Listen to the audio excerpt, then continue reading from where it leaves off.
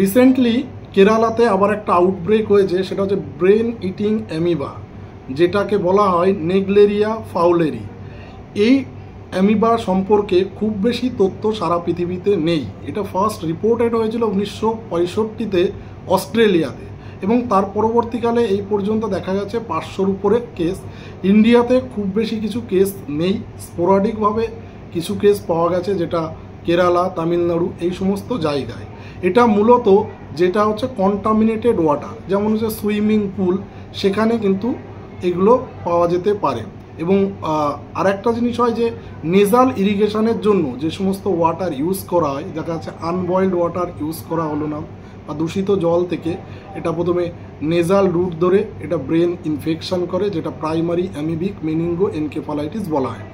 এটা ট্রিটমেন্ট করলে এর মর্টালিটি রেট হচ্ছে প্রায় 95%। তার কারণ হচ্ছে ইউনিভার্সালি অ্যাকসেপ্টেড কোনো কিওর অ্যান্টিবায়োটিক বা কোনো মেডিসিন এই পর্যন্ত নেই। যেটুকু আছে সেটা সাপোর্টিভ বা এক্সপেরিমেন্টাল।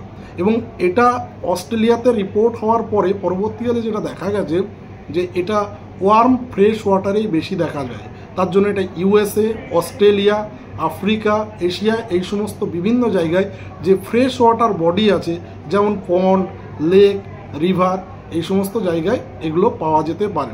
তার মানে এটার প্রিভ্যালেন্স বেশি হয় ট্রপিক্যাল অ্যান্ড সাবট্রপিক্যাল ক্লাইমেট জোনে।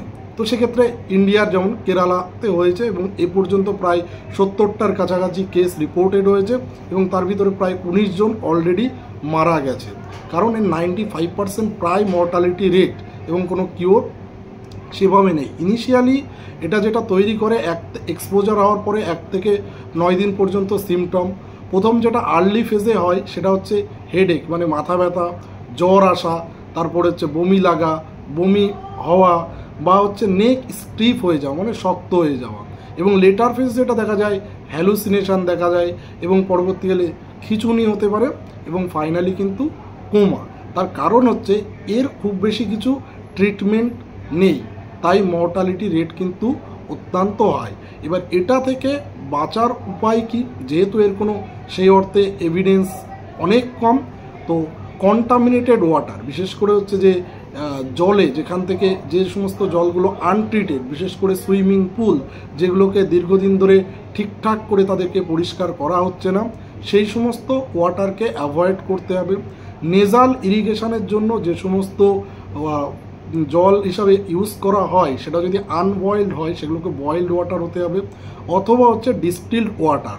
এবং যে সমস্ত জায়গায় মনে হচ্ছে যে কন্টামিনেশন থাকতে পারে, সেই সমস্ত জায়গায় তাড়াতাড়ি ক্লিনিংয়ের বা স্যানিটেশনের ঠিকঠাক ব্যবস্থা করতে হবে। এইগুলো করলেই আপাতত আটকানো যেতে পারে।